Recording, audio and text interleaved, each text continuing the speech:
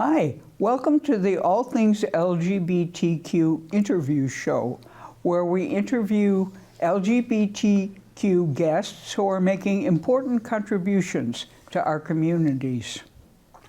All Things LGBTQ is taped at Orca Media in Montpelier, Vermont, which we recognize as being unceded Indigenous land. Thanks for joining us and enjoy the show. I am so delighted to welcome back an old friend to All Things LGBTQ to talk about what they are doing within our community right now. And they're also in a very unique position where we can talk a little bit about how things are changing both within our community and a response to our communities. So I'm going to introduce this as, please say hello to Emoji Nightmare. Hi. Oh, you look absolutely fabulous. Oh, you're so kind, Keith. Thanks for having me back. Oh, well, and part of the introduction was going to be the iconic Emoji Nightmare, soon to be referred to as the legendary Oh, Emoji Night. Because I really feel that emoji has been prominent enough in our community for long enough. You've got a place in queer history in Vermont that is not going to be forgotten. oh. Well, So, I hope that's the case. okay, so let's talk a little bit about you and your connection here in Vermont and how emoji came into being. Well, first, I want to tell you that today I received news that I was voted best drag performer in Vermont by 7 Days readers, finally dethroning the House of LeMay. Congratulations. Thank you. It's big news. Of course, Amber LeMay had to text me to say that she withdrew from the winning so that I could have the ring. She wouldn't just let me have it on my own accord. But yeah, big news. Yeah, so I'm a lifelong Vermonter. And like I just emoji kind of was born out of this I kind of didn't realize I had been doing drag like emoji turned 10 this year. And we started to talk about it, and I realized I actually had been doing drag a lot longer than 10 years, but I didn't really have the words for it yet, or really like was able to discern what was drag and what was just like gender play and gender presentation play. So I had been going present I mean, even as a young child, I like did dress up and I would love to wear my mother's t-shirts. If I was born in the late 80s, and so she had, and of course everything in Vermont, we're 10 years behind all the trends.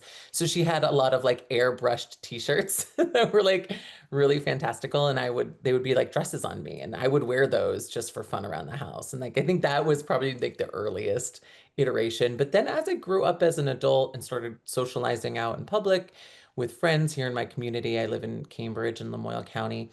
Um, if there was a band playing at the local bar, I'd, put on a blazer, not too much unlike the one I'm wearing today. And I'd do my hair up all weird, and I'd wear some gaudy jewelry, not the big pearls. I brought the big pearls out today to share the news of my new win. But I would jazz it up. And that was actually drag. I didn't have, like I said, I didn't have the words for it then, but I was doing drag, far before emoji came to be. And emoji was sort of born. I was going to First Fridays, which were organized, they were a monthly LGBTQ dance party, and they were always themed. So I would go to those events, and um, I would, with my friend, figure out what we wanted to wear for the theme. So, if it was Breast Cancer Awareness Month, it was like a pink theme, and we would do everything pink. And it was just like kind of a fun way for us to like just go out and not just like our normal clothes. And that kind of got me into the scene. And I started seeing other drag artists, and they kind of encouraged me to do it a little bit more formally. And then Emoji was born out of that. Okay, so were was your family and your community supportive of your sort of gender bending in your youth? Yeah, I mean, I guess so. I mean, like my mom obviously like let me do whatever I want. And like, I one of my first cassette tapes was Shania Twain, and like I would wear that out, and I would lip sync and sing along and do all these other things. And so like my presentation and my kind of fluidity was like always there. Um I will say, like, when I started going out in public to like the bars here in town, my mom and my dad, my brother, everyone, my grandparents, everyone lived in town. Everyone's here in Cambridge. So I'm not far from eyes and ears, right? So you can't do much in this town without someone hearing about it. And then they tell you, and then, it's a game of telephone. So word got back to my mom that I was like going out, in drag, or, not just being a little beyond Justin, right? And she was concerned. She was afraid that I was going to get like hurt, or that people weren't going to be receptive to it. And I remember it being like a pretty devastating conversation with her. And she said, like, go to Burlington, do it in Burlington. And at the time, I like never went to Burlington. Like we would never go to Burlington, period. Like there was nothing there for us, like growing up as a kid, like even as a teenager, like we'd go to Williston to go to like the stores, but like we wouldn't, or South Burlington to the mall, but like we weren't going to Burlington. I didn't have people I knew there. So my community was here in Cambridge. So I felt protected and safe, and I was around people who loved me and had my back. So I had to kind of explain that to her, that like this wasn't just me. Like I felt supported, I felt safe. And I wouldn't have felt safe in Burlington at the time. Of course now, like, no one's gonna mess with me when I'm wearing a hair like this. Like hopefully no one's gonna mess with me. And I'm, 5'10" and in heels closer to 6. So, so it's like I'm not, and I'm a big person too, so no one's gonna mess with me now. It's kind of like a suit of armor. But then it was definitely a conversation. And one story I remember at that bar particularly was that um, I live in a resort town. Smuggler's Notch is in my town, and there were some folks from out of town at the bar, and they were like the typical kind of like broy guys, and they thought it was really funny to like pick on me a little bit. Yeah. They were making comments. Well, the bartenders, they said, that's our friend right there. Like, if you got a problem with them, you can get the F out of our bar. And they threw them out. Because they weren't going to tolerate that kind of like, that kind of attitude towards me. So that's the type of like, that's what I'm saying when I had community and safety, like that's what I'm talking about. And that exists, for a lot of queer people. We have to build our communities out in these small towns. We don't have the luxury of living in Burlington, like the big city, 40,000 people. But that's how we do it here in the cow towns. I was going to say, and as I recall, my first awareness of Emoji Nightmare was Drag Queen Story Hour at the Cambridge Public Library. Yeah, that's where we started it. When Taylor Small and I, Nikki Champagne, she was performing at the time as Nikki Champagne, we co-founded the Vermont chapter of Drag Story Hour. Little did I know at the time, Vermont was actually, we were the first state chapter of Story Hour. They were only happening in cities, in big cities. So we kind of were like, I didn't think we were in at the ground level, but we really were. Story hours had really only started happening in New York and in San Francisco in 2015. And when we reached out, like kind of just cold called the national organization, said, we want to do this in Vermont. They were like, we're not really prepared to support you, but go for it. Here's kind of the structure. And we just went with it. And that was 2017. That was 8 years ago in September. And we made a pretty, this is good for, I'll say this is like really lovely of Taylor to like kind of like let me make the rules. But she's from Western Massachusetts, but she, went to school here and everything. But I said, I really want, if we're going to do this, I want to make like a pact basically to like do this in rural spaces. Like, let's bring this to the dirt roads, the libraries that don't get, LGBTQ programming or really any diverse programming. So we started right in Cambridge in my hometown. And yeah, that's where it all kicked off. And, Taylor ran for the legislature and got in 2020. So she took a step back from Story Hour. But we're still doing it. I'm doing it with Katniss Everqueer, who technically I won the award with today. It's a shared award. But yeah, Katniss and I, yeah, we just wrapped up our summer season earlier in July. And yeah, very exciting. Okay, and as I recall, when you debuted in Cambridge, the Fletcher Free Library in Burlington was kind of put out because that they really thought they should be the first, but you said no, no, no, this is my hometown, I want to do it. Okay, I want to transition since you've brought it up that you and Kat are continuing Drag Queen Story Hour. And I know that at varying times there has been a conservative public pushback to try and get libraries not to host your event, and you've had some demonstrations outside. Can you talk a little bit or share a little bit of the stories about how the libraries responded and how the communities responded in those situations? Yeah, so I mean, even from the get-go, the very first one in Cambridge, like there's always been some stuff, like that one, the library was totally on board, but the community wasn't, it was a divisive thing in the community, even though I'm in this community, but they didn't, I don't know, whatever. We won't need to get into that. But every once in a while, you find a library that has something, there's something that we stir up, we basically destroyed the Chester Library, in like 2021. And we destroyed it because the staff and the board of trustees were at differing opinions on our program and they couldn't see through. So they lost some staff, they lost their whole board of trustees.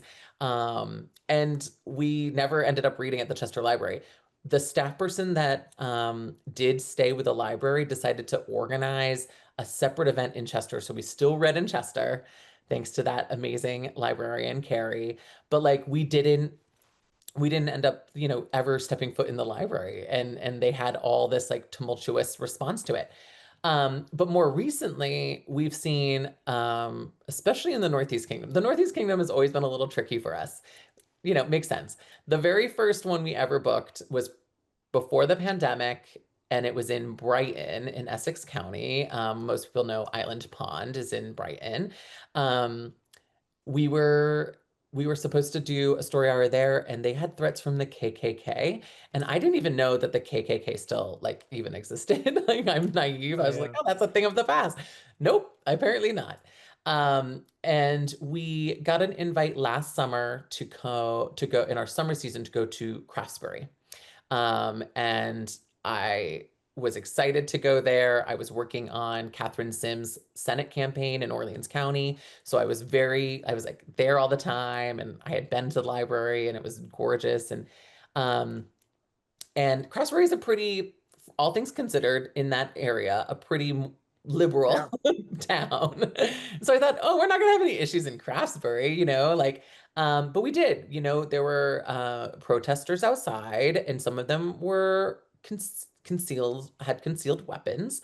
And mid story hour, one of them decided to come into the library and try to disrupt and end the reading.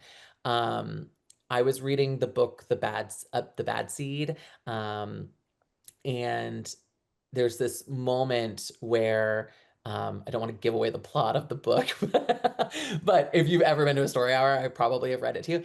But it's about a seed that gets like scooped up for sunflower seeds to be consumed, and it thinks that a giant is like eating it essentially, and the giant being like a human, and they scream, "A giant!" And Katniss lets out this giant scream at that moment. And while this protester was coming in, spewing, I think religious passages, Bible verses, if you will, um, and trying to get us to stop, she screams next to me, and the whole library just goes silent. And it was like kind of cathartic in a way because we had been trying to continue to read while this person was doing this really harmful thing. And it just sort of like ended it, which was really nice. And the community members who were at the door were able to kind of get this person away. Um, and we were able to like finish the book. We did a communal meditation. It was so lovely. It was a lovely, I mean, the meditation was lovely. The experience wasn't lovely, but like the way that we were able to handle it and work with the folks that were doing de-escalation at the door was like really magical. And I will say, as to just follow that whole through story through, Susan O'Connell, the librarian in Craftsbury, did not shy away from the fact that this happened, and she's invited us back. We will be going back to Craftsbury in the fall, where sometimes that can be like really traumatizing for a librarian to experience a situation like that. I mean, it's traumatizing for everyone who was there, but they might say, whoa, whoa, whoa, this is too much. This is too divisive.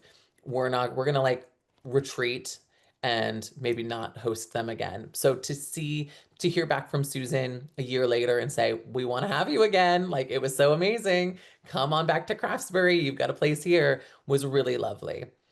The final thing, St. Johnsbury in November. This was like sort of a more organized effort against Story Hour, where a few people who were against us being there decided to go to the extremes of even taking out advertisements in the local paper to try to stop our event. And what this really actually did was, and not a lot goes on in Vermont in stick season in November. So everyone was like, we're going to go to St. Johnsbury today and like support the Queens. And we had an outpouring of support from both people in the St. J area and from all over the state that came out. The Vermont Arts Council brought people, which was so lovely. Some of our other drag and burlesque performers from the Burlington area came. And we had a record-setting attendance at the Athenaeum in St. Johnsbury. We had over 140 people inside, and that was limit. We were limiting the amount of people who could go in there. Outside, there was probably an additional 100 people, and the protesters who were protesting against us, there was maybe, if I'm being generous, 10 of them. I was going to say, I was thinking they were like 5 or 6, but Yeah, I yeah. mean, yeah, I'm trying to give them a little bit of credit.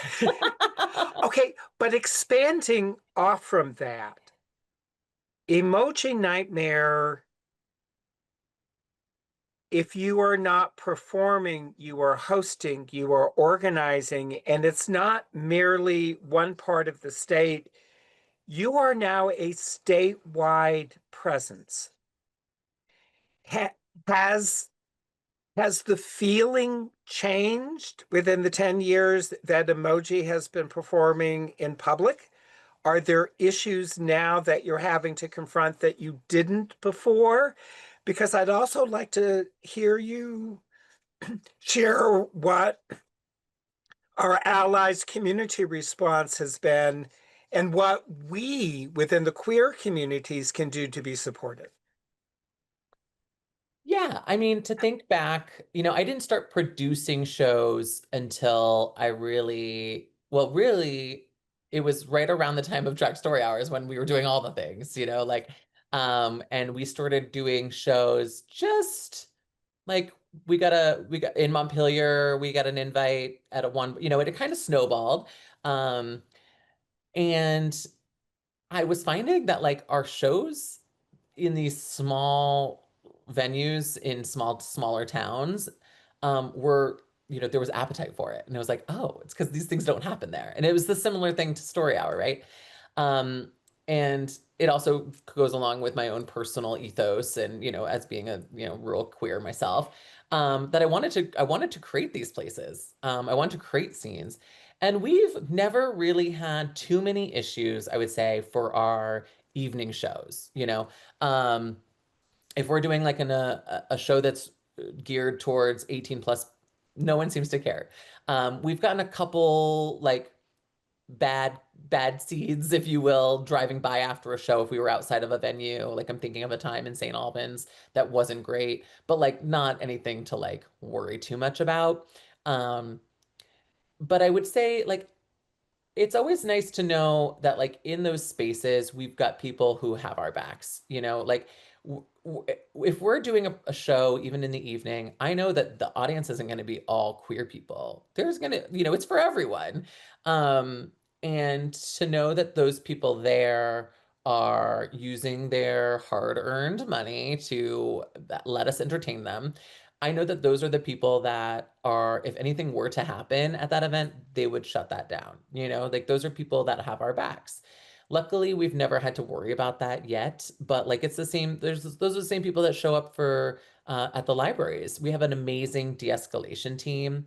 Drag Story Hour National introduced this program called Shields Up, and it's modeled after like the royalty and kind of a fairy tale, like that we are the queens of the castle and we must be protected. And so the dutiful army protects they put the shields up and we're protected. Um, and I'm on the board of National Drag Story Hour, and I have been since 2020. I Early on when the program was instituted, I said, we don't really need that in Vermont. We don't have, our problems are small potatoes compared to like some of the other ones that I was hearing, on the board. It was devastating stuff. Um, in mostly, fairly conservative parts of the country. And so it wasn't until recently that we've actually had, unfortunately, to create a more formal Shields Up program here in Vermont. And so we have folks who show up at every single story hour. They're maybe not seen or heard, but they're there, and they're there to help us if in any case their help is needed. And I'm thinking of a time down in Windsor, Vermont, where we had just a group of dads, like their kids weren't even there. Like I think their kids were grown, but a group of dads came and they just sat outside the library on the picnic table, and they were just ready. They're like, we just came, just we're gonna have coffee together, and we're hanging out. And if anything goes wrong, we're here for you. And like that's the kind of just the community support that I think is so needed. And it's not being explicitly asked of them. Like I didn't know those people, but they just took it upon themselves. And I think you don't have to be straight or queer or whatever to do that kind of work. But if you see that and you think that a subset of the population in your hometown will need that sort of support, like take it upon yourselves and do something like that. Just show up. Don't make it about you, but just, be there in case you are needed. And if you ever want de-escalation training, I can point you in the right direction. Well, and I was going to say, one of your legacies is truly going to be, once Emoji really started performing and people saw this in Queen Story Hour and are just, this is great entertainment. There are more drag performers stepping up, and there are more events that are happening, which is just phenomenal. And you have an event you're producing in the near future that might be titled The Freak Show and have a circus theme. Yes, I am hosting Pride Ball yet again. It's one of my favorite events of the year. And we decided this year to do a theme for it. So the community had, oftentimes they'd be like, what's the theme for Pride Ball? And I said, it's pride. It's so like the theme is pride, like but maybe I was thinking too like dense or something, but this year I was like, okay, let's just do a theme. The people are asking for it. Might be fun, switch things up. So yeah, freak show, it's circus, just sort of we've got aerialists, illusionists. I've got a queen from Toronto coming. I have a queen from New York City, Portland, Maine, Boston, Massachusetts, and then a whole slew of Vermont performers who do this kind of like they are amazing dancers. They're gymnasts there. They can do all these things that certainly I cannot do. So I'm happy to produce and have them do all these things for our entertainment collectively. And that is September 5th at Higher Ground. I'm very excited about it. Okay, and tickets are on sale now? Yes, highergroundmusic.com. Alrighty. And with that, thank you for spending this time with us. Now, you've got your own website where people can go on and check where you're going to be performing next and what might be coming down the pike? Yes, I am a one-woman show most of the time, except for when I'm doing story hour. So I am sometimes not as good about updating my website because I do it all. I'm sending out my merch, I'm doing all this stuff. So I need an assistant. But emojinightmare.com would have theoretically everything that you need to know about me. Okay, we'll make sure that gets displayed. And did I hear you mention you might have merchandise? Yes, I have a great merchandise line. Some of it is for adult audiences, not safe for work. So I actually have two stores on my website, one that you kind of have to go through a couple extra things to get there. And then I have some really lovely family-friendly merch, including Drug Story Hour merch, merchandise with my face on it that my cousin who lives in Alaska, but we spent summers here in Vermont together. She was very gracious and created artwork for me. And that is also available. Oh, I can see me wearing it on a news broadcast for all things LGBTQ. I So, would love to send you a complimentary shirt, Keith. oh, So I'd love it. email me with your size and your color, and I'll send it to Oh, all right. All right. And with that, thank you so much. And it can't be this long before your next interview. you. Okay, that's on you, okay? All right. Hi, everybody. I'm here with Emmett Wiggins, who's been kind enough to join us this afternoon for a little chat. Emmett was born, let me just share a biography, if I may. Emmett was born and raised in northern Vermont. Where specifically? Fairfax, Vermont. Fairfax. Emmett recently graduated from high school and finished his first year as a youth organizer for Outright Vermont. Emmett is going to do it next year, which is very exciting. You're looking forward to that experience. And you're looking forward to collaborating with other organizations to support queer and trans youth across the state. What particular organizations do you plan on collaborating with? Outright Vermont is partnered with the Education Justice Coalition. We call them EDGECO for short because it's a little bit of a mouthful.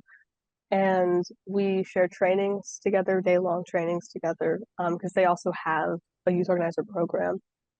And so we collaborate pretty closely. They did a statewide youth gathering, I believe in April, and our youth organizers helped design workshops and helped lead workshops for that. So we're definitely like quite close collaborators, and I love them. I mean, they're all super kind. I'm hoping to look forward to, meeting new people. Hopefully a couple of them will be returning for a second year, and yeah, love working with them. That's great. Let's turn to your personal story, if we may. When did you come out? What was the experience like? How'd you find community? I know it's an ongoing process, all of it. Yeah, never stop coming out. I feel like I'm always still telling people. But I came out as bisexual to my family and friends when I was 12 years old, and I was met with support. I wasn't dating at that time because I was quite young, but it was just, a simple conversation. Hey, I'm not straight. My parents said, okay, that's all right. Like, that doesn't change anything. We still love you, unconditionally, pardon. And you were about And 12 or 13? sorry? You were about 12 or 13? Yes. I was quite young, I'd say, or at least it feels young now in hindsight. But you can see the flag behind me. That still rings true today. And I think it's set up a good foundation for eventually coming out to my family as transgender when I was 16. I had I'd previously come out to my close circle of friends at 14, kind of casually like, hey, I'm trying out this new name. Like, I'm thinking about this. I'm apprehensively stepping into this. And then 2 years passed, and I was like, okay, well, I suppose I'll tell my family now. It's been quite a long time. And again, they were very supportive, my parents and brother. And, they go with me to Pride events sometimes. My brother's also a part of the LGBTQ plus community. So I don't know, it's a point of bonding, I suppose. And has had, he's got to see me, I guess, set this example and sort of take the scary first step of coming out to parents. So I hope that that has helped him feel more safe and supported. And yeah, I don't know, I'm super lucky to be surrounded by people who love me regardless of what label is stuck onto me. And it has helped me find really good community just by saying, hey, I'm this, I'm transgender, I'm bisexual. And someone says, I am too. And that's a jump off point. And now we've been friends for 4 years and it passes like that. It's absolutely crazy. How did you find Outright? Well, I didn't find out right. My mom found out right, because she was, doing the supportive mom thing of searching for like youth groups in the area. Because this was around the time of the COVID-19, the start of the COVID-19 pandemic. And so she was searching for, social groups or events because it was lacking. And I had felt very, very isolated, like a lot of people my age. I was in my early teens, so I wasn't, getting that formative socialization. And through her research, she found Outright Vermont's social groups. They do one for kids 12 and under and one for folks 13 through 19. And once I had aged into it, I started going to the weekly teen group in Burlington, Vermont. And at first it was just like exciting to be around people of my age, as well as people who, since they were also in the community, had more of like a guarantee of being safe, supportive people. And I don't know, I just kept going. I'm still going. It's been 4 years straight almost. I formed some of my closest friends through there. And I don't know, I mean, it was sort of life changing, which sounds a little cheesy, but when you find a place that you fit in perfectly, it's kind of like that is life changing. And that was such an important thing for 14-year-old me, 13, 14-year-old me to have. You betcha. And I think Outright does wonderful work.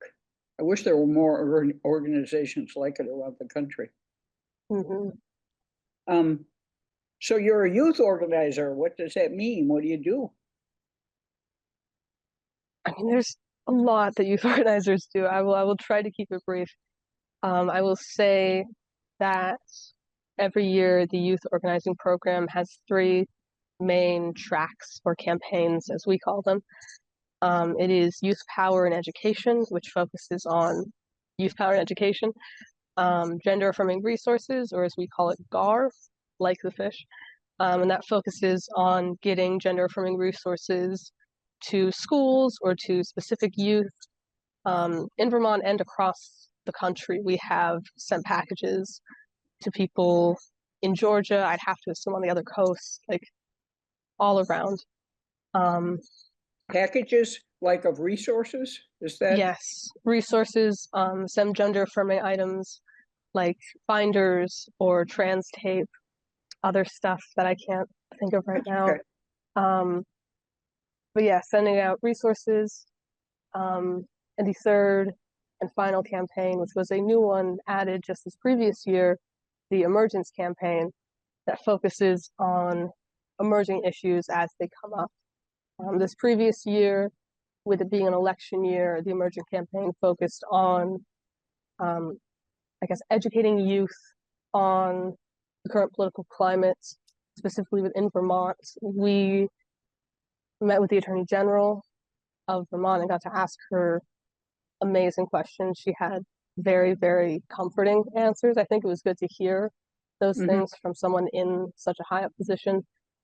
And that campaign that I was a part of, you can tell because I can talk about it the most, that campaign really focused on education. We got to interview the Attorney General. We interviewed a med student about gender affirming care and cost and accessibility and what is it like individually. So that one focuses on putting out information specifically for youth and parents. And I think they're all very cool campaigns. I'm biased to the one I put a lot of time into, but I love them all a lot. On top of that, Outright does two big events that youth organizers are kind of at the center of, or I guess like main planners of, which is the GSA conference in November every year.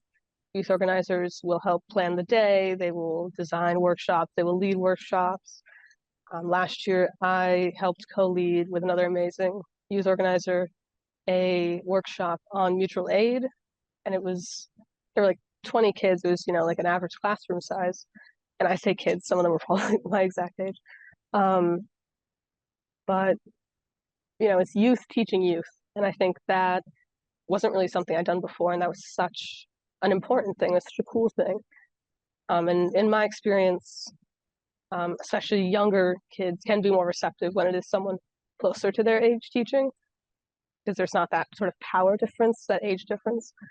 That was really cool. The entire GSA conference was really amazing.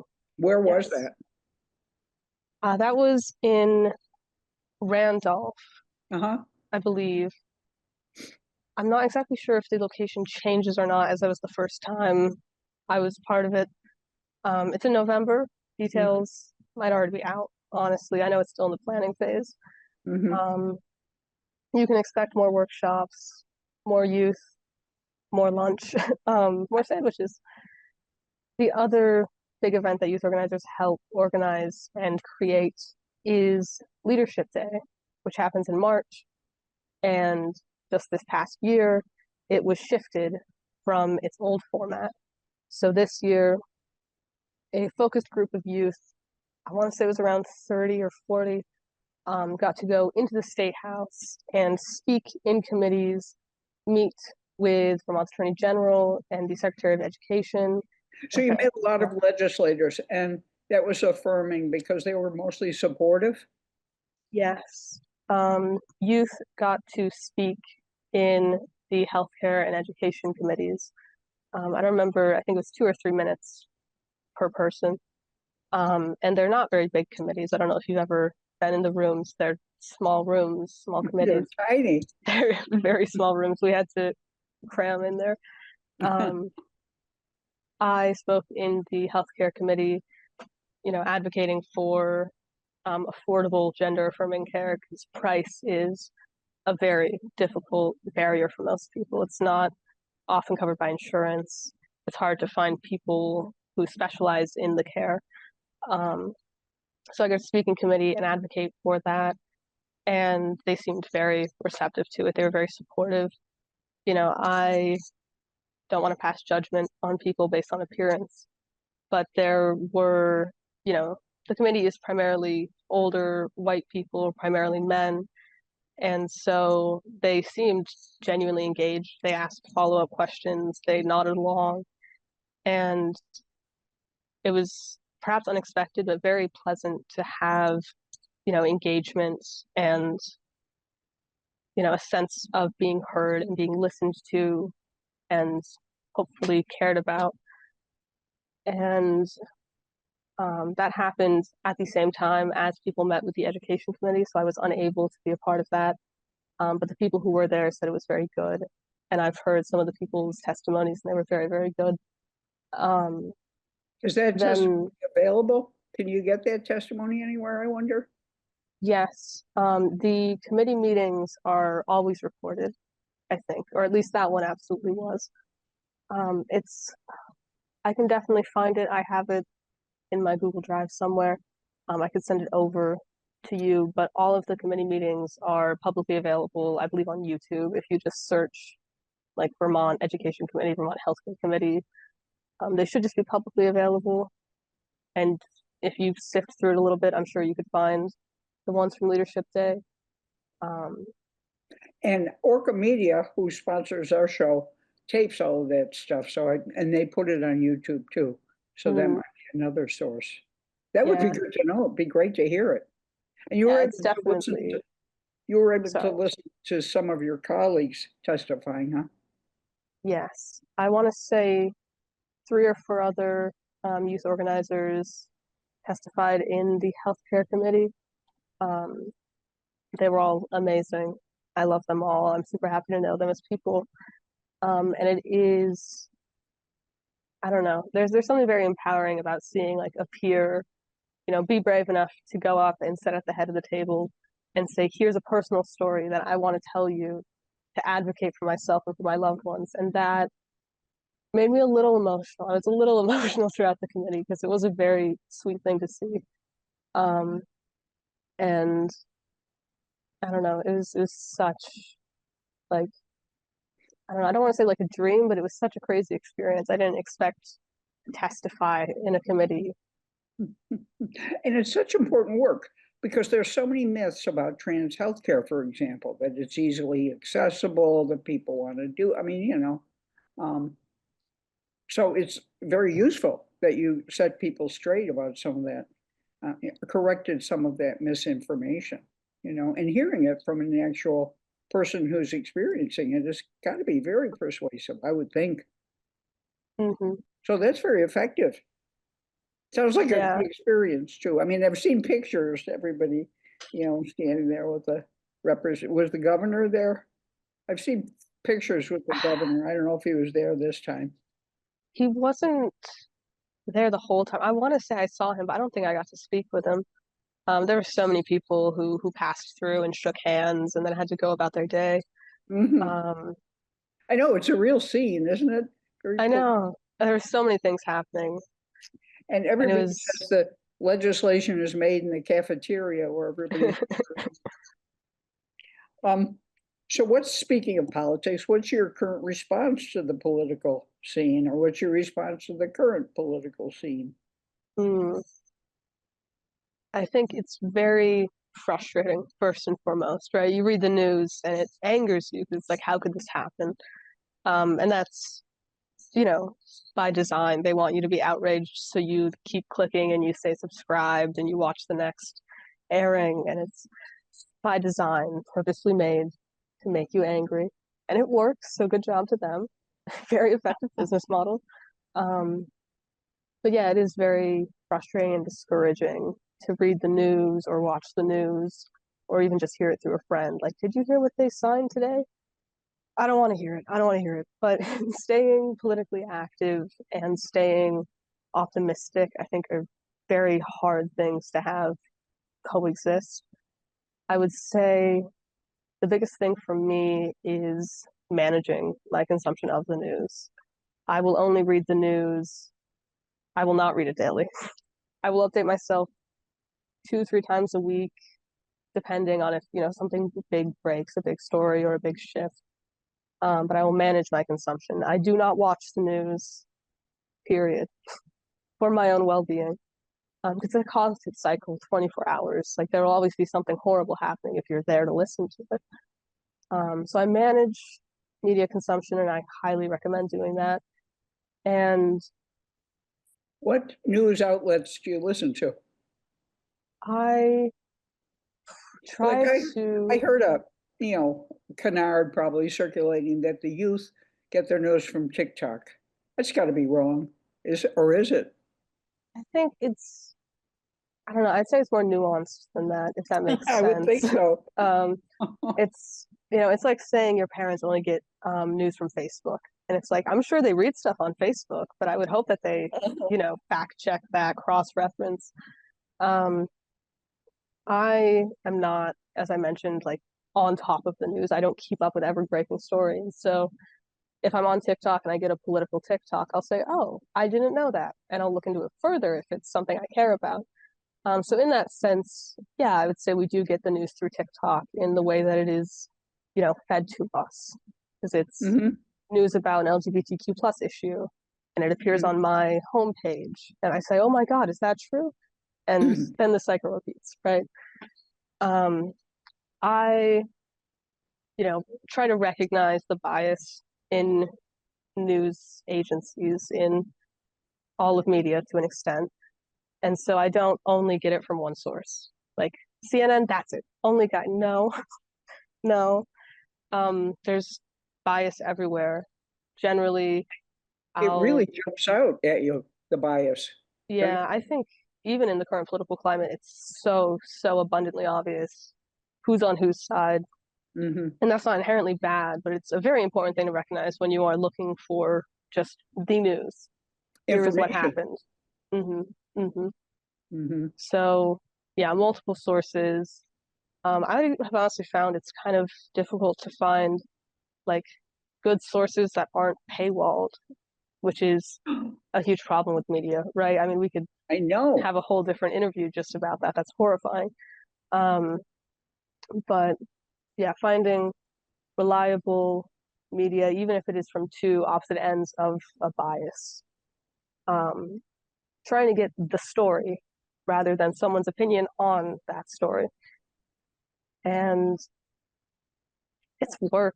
Honestly, it takes extra time, but it's worth it to be informed rather than to be told what happened and just kind of take that at face value, if that makes sense.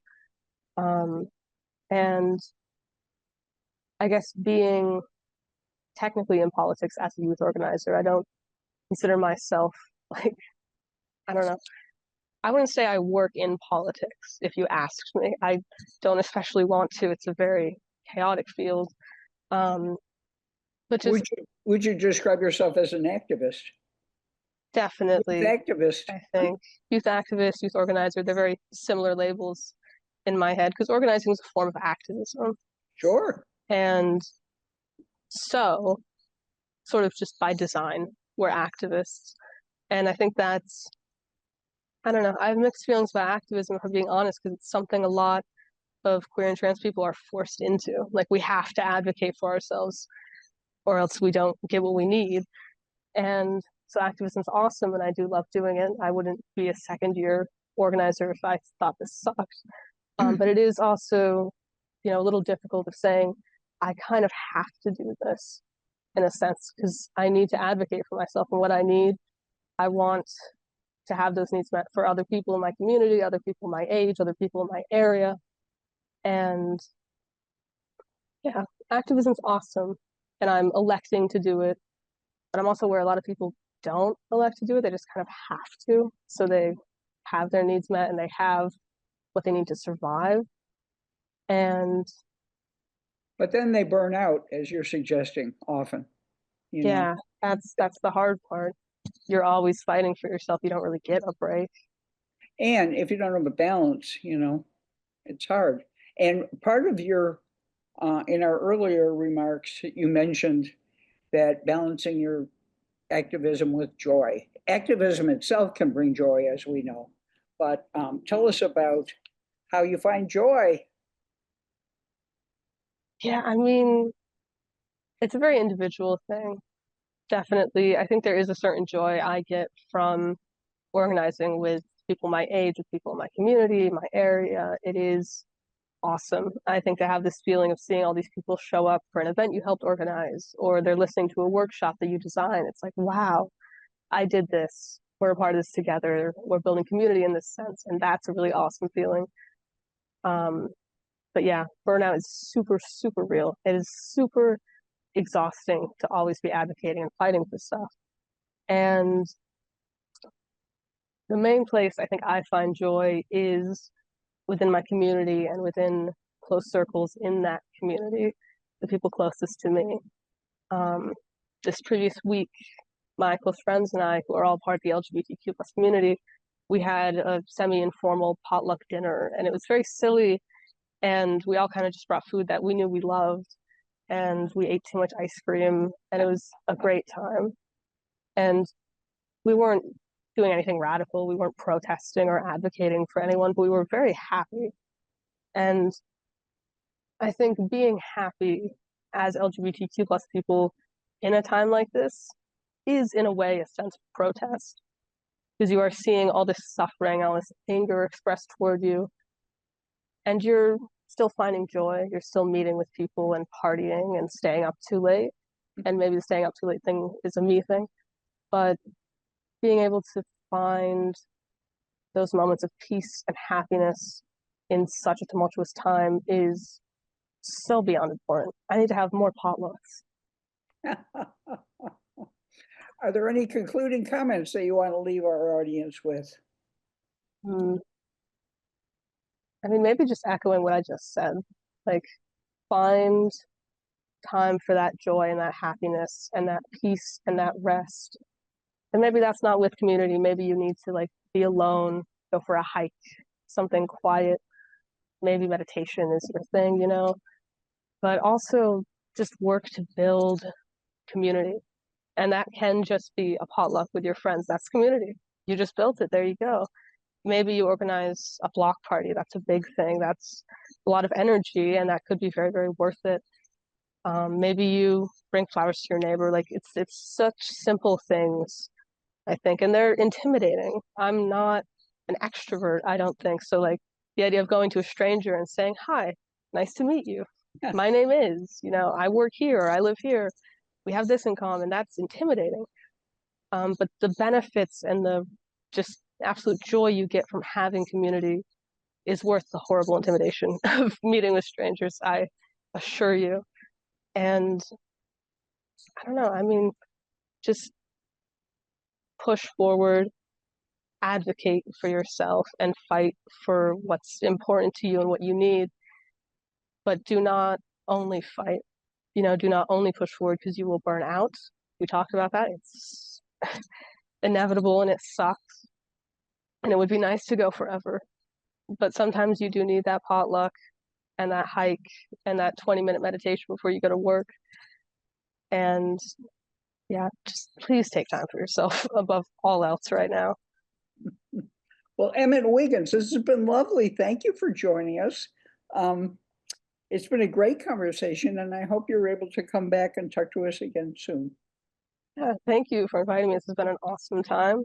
This really brightened up a bit of a gloomy day.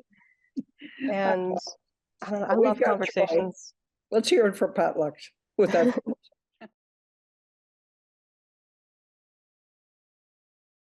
Thank you for joining us.